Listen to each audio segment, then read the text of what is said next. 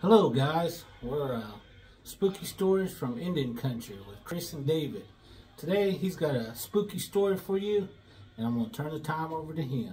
All right, thank you, Chris, and I appreciate that introduction there. It's a good one.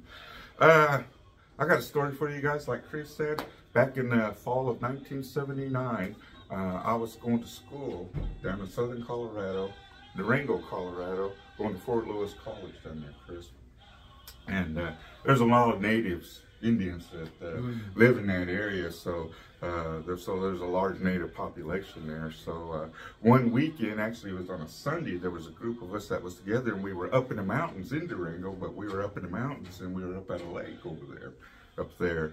And, you know, we were fishing, cooking out, eating, you know, had refreshments and stuff. And it was getting dark, you know, the sun was starting to go down. We were up in the mountains, and somebody said, well, let's go back down into Durango. And somebody else said, well, let's go to the Purple Cliffs. And the Purple Cliffs is an area in Durango as you're coming off the main highway that's coming into Durango, coming east, going west. There's a river that flows right next to the highway, and it actually kind of flows into Durango. I believe the river's name is the Animas River, I believe. If not, I may be wrong, but I believe it's the Animas River. But then there's the cliffs, and it's a really big hill, just a massive hill, and the side of it is all rock. And that's why they call it the Purple Cliffs, because it has the color of the purple on the side there that the rocks give. But there's camping areas along the river next to the cliffs here. And you can, there's a bridge off the highway. You can turn off the highway, go over the river, and then you can turn into camping sites. And that's what we're getting. And there's been 4 or 5, maybe 6 carloads of us that was up in the mountains that day. And so we drove and went to the Purple Cliffs and crossed the bridge and turned, and was looking for an area. By that time it was dark, you know, it was dark. And so we found a place, we pulled in, everybody following each other, we pulled in, and then we all got out and we built a fire. Built a big bonfire, Chris. And like I said, that river was flying over here, and people were sitting out, had their chairs, were on their cars, they had, you know, doors open, listening to music and stuff. And so, you know, just having a good time. And I needed to use the restroom. I needed to go relieve myself, you know. And so I told the group that I was with, I said, hey, I'm going to go back here and use the restroom. We'll be right back. So I took off walking and started walking off, and I kind of stopped, you know, I turned around and looked, and I thought, dang, that bonfire is real big and huge, and it was just throwing off a lot of light. And I said, dang, they can see me, you know. And so I thought, well, I better keep on going, you know. So kept going, kind of stopped. I could see everybody, you know, moving around. I said, dang, they can still see me, you know. So dang, I kept on going. Pretty soon I found myself in a thicket. You know, I found myself in a thicket, and, you know, I was standing inside there, you know, and I looked and I could see the bonfire, and I could see the people, you know, peering through the trees and the branches. And so I thought, okay, you know, this is a good place. And so I was getting ready to use the restroom, if you will, and getting ready to unzip my pants, Chris. And then I looked down, and then there was somebody sitting at the foot of this tree. Now it was dark back there, but you could still see just a little, you know, a little bit, you know. It wasn't real thick vegetation in there, but I was still in a little wooded thicket right there. But the way I could tell was whoever it was smoking a cigarette. I could see the red tip of the cigarette. And I looked down, and I went, oh, I said, hey. And I took 2 or 3 steps back. And then I turned around and then proceeded to use the restroom. And all this time I'm talking, you know, over my shoulder to this person. So I finished what I was doing, and I turned around, and so I walked back, because this person is sitting on the ground leaning up against this tree, and they're wearing like a cowboy hat, from what I could tell. It looked like a cowboy hat. And I was standing up, and they were, like I said, sitting like against this tree, smoking this cigarette. And the way I was standing up and looking down, Chris, I couldn't see the face. I couldn't see the face because of the brim of the cowboy hat. And, you know, standing up looking down, all I could see every time they took a drag of this cigarette, the little red light would light up. And so I was talking with them, and I said, hey, you know, I said, if you need to, you know, when you start feeling better, because I just thought, you know, come back here for a reason, you know. And I said, you know, come back up. And so I left, and I started walking out of this thicket. And I was walking, as I was walking back up to where everybody was at, it kind of dawned on me, Chris, you know, it kind of, you know, like, for one thing, I know it's like I was the only one that was talking. Talking, you know, that kind of struck me. It kind of struck me, you know, a little odd. So I got back up to the group where I was at, the little group, and, you know, let them know, hey, you know, I'm back, you know. And so I'm standing there because I thought, well, who's back there, Chris? I've seen somebody back there. I just wondered who's back there.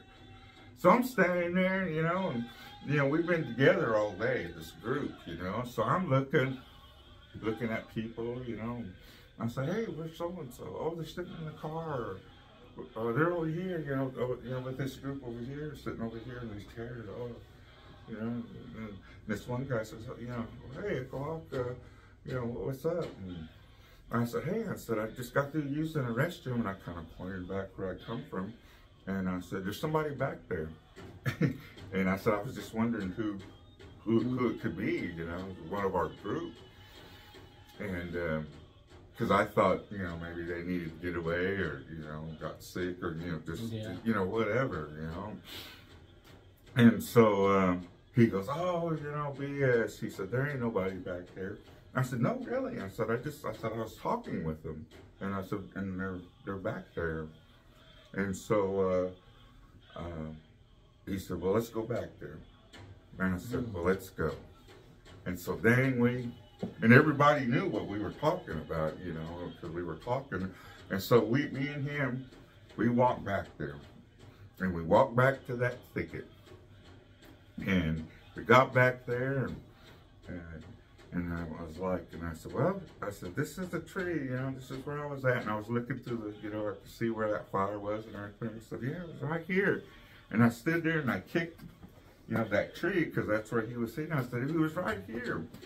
And he goes, see, EchoHawk, I told you, there wasn't nobody back here. And I said, no, I said, there really was. I said, and about that time, Chris, when we were talking like that, about that time, if you could imagine somebody or something standing on the bank of this river, picking up a big freaking rock. Walking to the edge, standing there, holding it over their head, and then throwing it down into the river. And you could hear the rock hit the top of the breaking the surface of the water. You could hear the rock go 2 or 3 feet as it was making its way down to the bottom. Then you could hear the rock hit the bottom of this river, of the stream here, this river. You could hear that rock go down and hit the bottom, other rocks on the bottom. And me and that other guy that went down there, you know, and we like looked at each other, and we just took off running. Just took off running out of that thicket.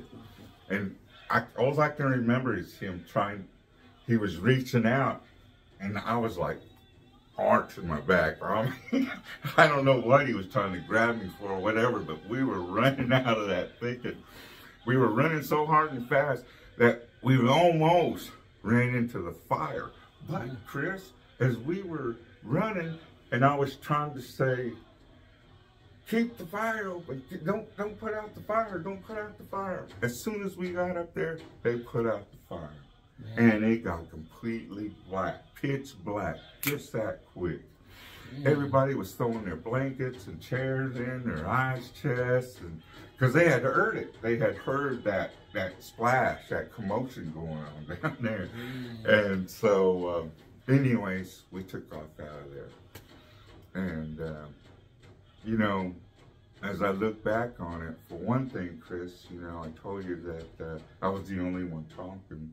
Yeah. You know, there was a person sitting at the bottom, at the base of this tree, smoking a cigarette, but was wearing a cowboy hat. And because I was standing and looking down, I couldn't see the face, but I could see the light of the cigarette. You know, Chris, they say, you know, those little people, or those fairies, or else wood spirits, whatever you want to call them, that they like to live in those areas, along water, along streams. And they live in those areas that maybe you may see a rotten tree, a rotten stump, and all that growth and vegetation that's around there on the woods. In those areas that are like that, they say that those little folks, little people like to live in those areas. That's their homes, if you will. And I think, Chris,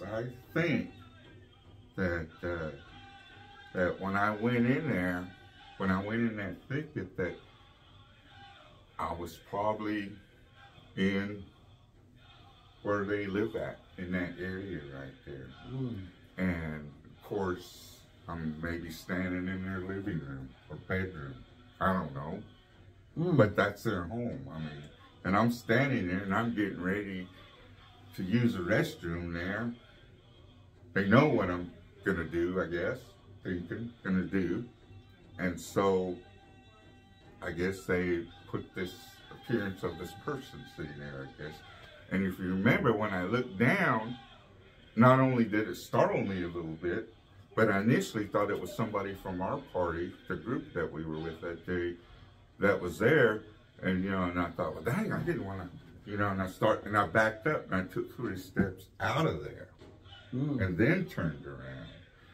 So maybe that was a ploy to get me to do that, to get out of where they were at. And since I did, you know, they might have just left me alone by not, you know, answering or doing anything. But the rock, though, you know, I'm not sure. You know, you know, when it first happened, all I could imagine, I thought maybe it could have been a Bigfoot standing there throwing that big old rock in the water. I don't know. You know, I talked with my father about it because, you know, it was strange, you know, and he, you know, of course, he kind of a little analytical mind, but he thought, well, yeah, he told me, he said, well, it could have been a hitchhiker. You know, of course, back in those days, the late 70s, I guess, you know, still had some hitchhikers, still had some remnants of the hippies roaming around. Maybe there was a hitchhiker guy down there, had his bag out, was getting ready to go to sleep, looks up and see 4, 5, 6 cars driving down the road, and they're slowing down. They're pulling into where he's at. He grabs his stuff and runs off into the woods. Maybe it's him that I could have seen sitting at the tree. And maybe it was him when we went back that had the rock and threw it in there. I don't know. So that's my story. I don't know, Chris. What do you think? I think we'll give him 1, 2, 3, 4. A-ho! A-ho. Thank you very much.